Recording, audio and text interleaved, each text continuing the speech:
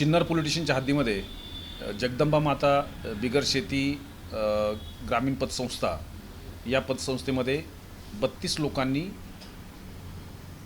त्यांना माहीत न होता त्यांच्या नावावर खरात यांनी अकाउंट ओपन केलेले आहेत। या संदर्भातील संपूर्ण कागदपत्र अहिल्यानगर येथून प्राप्त झालेली होती।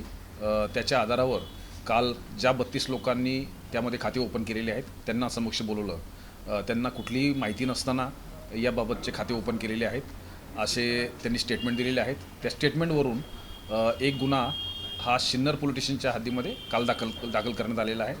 ही जी पतसंस्था आहे ती कुंदेवाडीची पतसंस्था आहे, शिन्नरमध्ये येणारी, आणि या बाबतीमध्ये इतर जे लोक आहेत ते साक्षीदार आहेत की ज्यांनी असं म्हटलेलं आहे की आमच्या खात्यामध्ये आमचे कुठलेही डॉक्युमेंट्स न घेता, आमच्या कुठल्याही सह्या न घेता ते खाते ओपन केलेले आहेत आणि त्याच्यामध्ये काही ट्रान्झॅक्शनसुद्धा झालेले आहेत।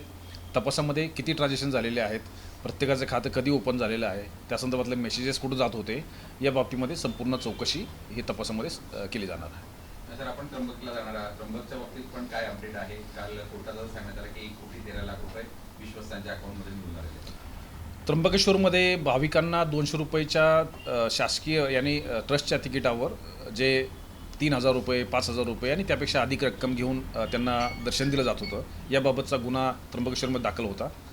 अलीकडे या बाबतीमधले संपूर्ण बँक अकाउंट्स जे जे आरोपी आहेत त्यांचे बँक अकाउंट्स, त्याचप्रमाणे जे एजंट्स आहेत त्यांचे बँक अकाउंट्स, त्यामध्ये काही गुगल पे, फोनपे याच्यामार्फत झालेल्या एंट्रीज या सर्व चेकिंग केलेल्या आहेत। त्यामध्ये असे काही भाविक आहेत की ज्यांच्या बाबतीमध्ये त्यांचं कुठलंही रिलेशन्स नाही आहेत, परंतु त्यांनी त्या लोकांना पैसे घेऊन आतमध्ये सोडलेलं आहे आणि त्यामध्ये काही आर्थिक देवाणघेवाण केलेली आहे।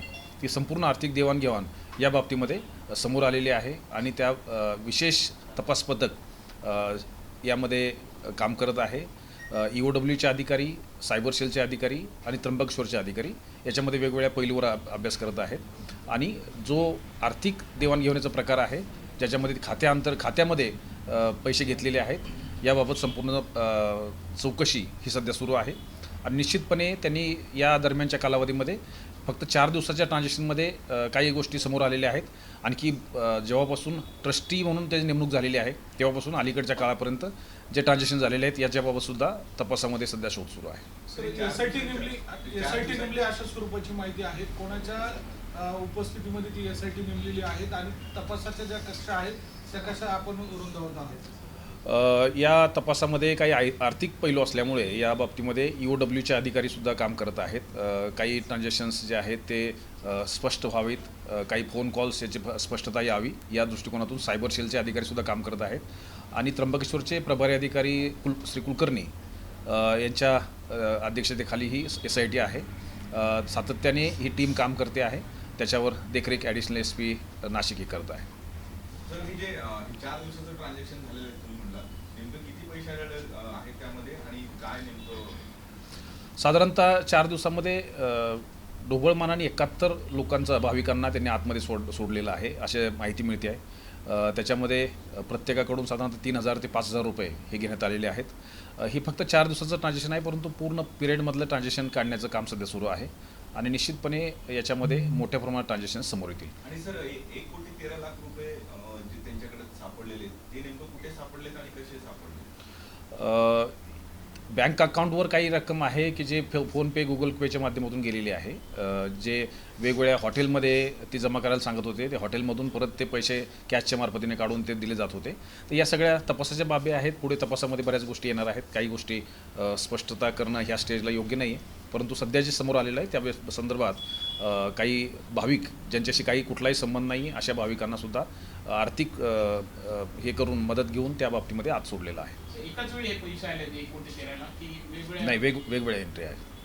सर, एक हिंदी में बैठी सर, फक्त यामध्ये हे क्लिअर होत नाही की जे एजंट होते, एजंट म्हणजे वेगळ्या दुकानांच्या QR कोडवर पैसे टाकायला सांगायचे का त्यांच्याच मोबाईलचा QR कोड होता त्याच्यावर पैसे टाकायला सांगायचे मग ते ट्रान्सफर होत होते? काही एंट्री जे आहेत ते स्वतःच्या मोबाईलवर घेतलेले आहेत, काही दुकानाच्या QR कोडवर घेतलेले आहेत, काही कॅशनं घेतलेले आहेत, त्याच्या संदर्भातले काही स्टेटमेंट्स आहेत। या सर्व एंट्री आहेत आणि हे सगळे कडलच्या अकाउंटवर जात होते का पैसे नंतर?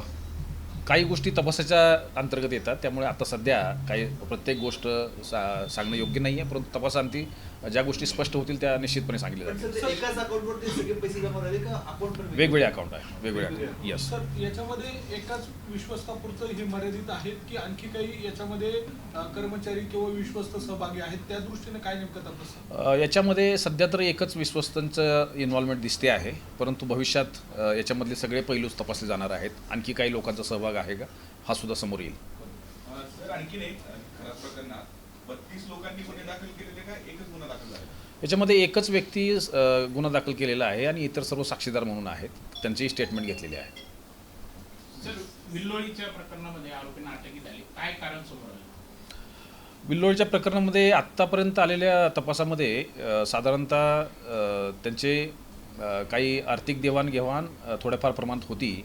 त्याचबरोबर त्या महिलेला जो त्रास शेवटच्या दिवसामध्ये ते केला होता, त्या एकतर्फी प्रेम प्रकरण याच्यामधून सुद्धा हा सर्व प्रकार झालेला आहे. त्याची प्रकृती कशी आहे? आणखी ठीक आहे, स्थिर आहे, परंतु डॉक्टर आणखी आउट ऑफ डेंजर असं सांगत नाही आहे, परंतु गंभीर प्रकृती आहे. सर, त्र्यंबकेश्वर मामले में हिंदी में इंक्वायरी चाहिए कि जो 4 दिन में ट्रांजेक्शन हुए वो किस तरह से हुए और कितना पैसा इसके अकाउंट पर मिला? त्र्यंबकेश्वर में जो गुना दाखिल हुआ है उसमें अभी तक के फाइनेंशियल ट्रांजेक्शन सब चेक किए गए हैं. SIT की स्थापना करने के बाद उसमें EOW और साइबर सेल के ऑफिसर भी उसकी इन्वॉल्वमेंट है और जो भी ट्रांजेक्शन अकाउंट पे हुए, फ़ोन पे, गूगल पे के माध्यम से हुए, उसकी पूरी जांच करने के बाद कुछ जो भाविक बाहर से आते हैं उनके पास से 3,000 से 5,000 रुपये गूगल पे, फ़ोन पे से लिए गए हैं, अलग अलग एजेंट के द्वारा लिए गए हैं और उसका जो स्रोत है और उसका जो फ्लो है, मनी फ्लो है, वो पूरा चेक करने का काम अभी शुरू है. तो उसमें वो चाहिए 1 कोटी इतने पैसे मिले, ऐसा बैठ थोड़ा सा बड़ा कर 4 दिन में क्या क्या ट्रांजेक्शन हुए, कैसे ट्रांजेक्शन हुए? अभी तक के ट्रांजेक्शन में 4 दिन का ही ट्रांजेक्शन का पूरा सर्च किया गया है. उसमें 71 भाविक के पास से 1 करोड़ से ज़्यादा रकम ली गई है. अलग अलग ट्रांजेक्शन है, उसमें अलग अलग स्रोत है, लेकिन अभी तक का ट्रांजेक्शन जो 1 करोड़ के ऊपर का जाता है ये सामने आया है. अभी जिस दिन से उसकी वहाँ पे अपॉइंटमेंट हुई है उस दिन से अभी तक का जो ट्रांजेक्शन है वो देखना अभी काम शुरू है.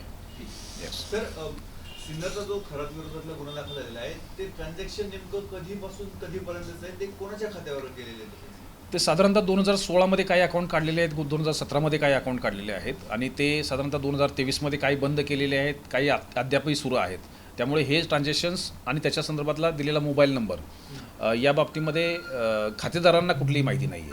त्यामुळे खातेदाराला माहिती न होता वेगळ्या नंबरवरून अशा स्वरूपाचं कोणीतरी वेगळंच व्यक्ती ऑपरेट करतो आहे आणि ते त्या पतसंस्थेच्या पदाधिकाऱ्यांना, त्या पतसंस्थेच्या मॅनेजमेंटला माहीत नाही आहे. या बाबतीमध्ये गुन्हा दाखल केलेला आहे आणि त्या बाबतीमध्ये त्यांची इन्व्हॉल्वमेंट किती आहे, ह्या जे KYC करायला पाहिजे होती ती KYC चुकीच्या व्यक्तीकडून करण्यात आलेली आहे. त्यांचे आधार कार्ड, त्यांचे पॅन कार्ड्स हे त्यांना त्या ठिकाणी दिलेले नाही आहेत.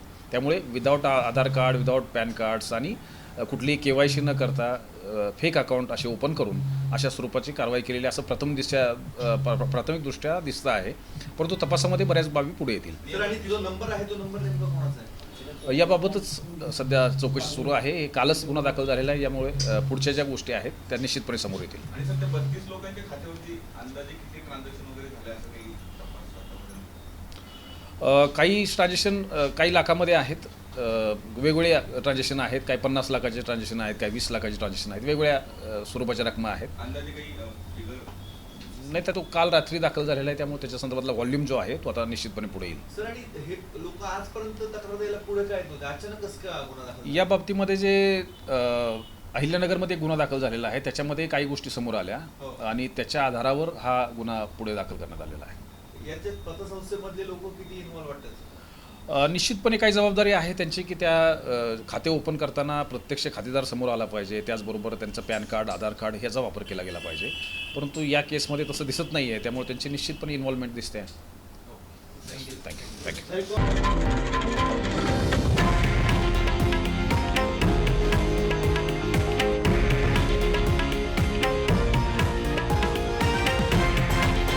हे आहे देशातील नंबर 1 न्यूज नेटवर्क आणि आपण पाहत आहात TV9 मराठी, एकमेव.